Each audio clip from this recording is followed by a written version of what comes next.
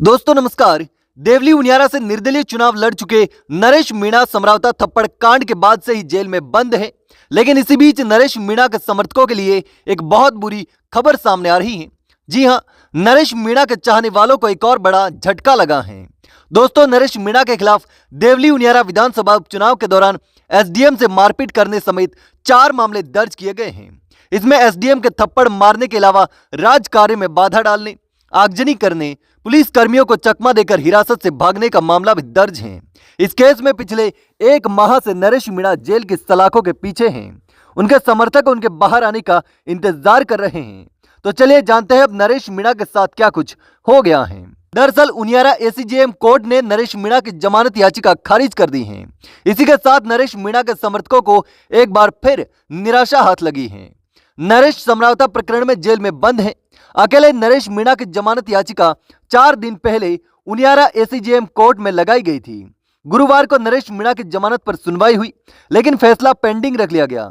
शुक्रवार को जज ने जमानत पर फैसला सुनाते हुए नरेश मीणा की जमानत याचिका खारिज कर दी है। दोस्तों, निर्दलीय प्रत्याशी नरेश मीणा के खिलाफ देवली उनियारा विधानसभा उपचुनाव के दौरान एसडीएम से मारपीट करने समेत 4 मामले दर्ज किए गए हैं। इसमें एसडीएम के थप्पड़ मारने के अलावा राजकार्य में बाधा डालने, आगजनी करने, पुलिस कर्मियों को चकमा देकर हिरासत से भागने का मामला भी दर्ज है। चलिए अब यह भी जान लेते हैं कि आखिर पूरा मामला क्या है। दरअसल 13 नवंबर को देवली उनियारा विधानसभा के लिए उपखंड चुनाव हुआ था।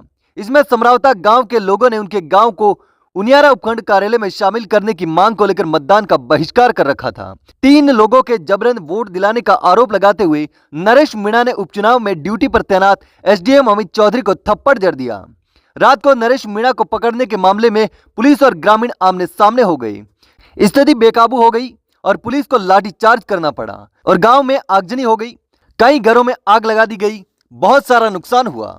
आंसू गैस के गोले छोड़े गए। इसमें 10 पुलिसकर्मी समेत कई लोग घायल हो गए।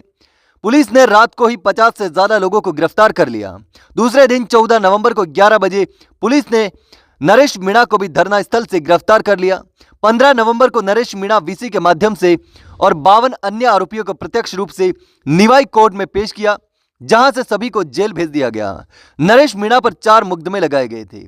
अब तक समरावता प्रकरण में 4 नाबालिग की जमानत डीजे कोर्ट टोंक से हो चुकी है। अन्य 41 की जमानत याचिका डीजे कोर्ट ने गत दिनों खारिज कर दी थी और अब एसीजेएम कोर्ट ने नरेश मीणा की जमानत याचिका भी खारिज कर दी है।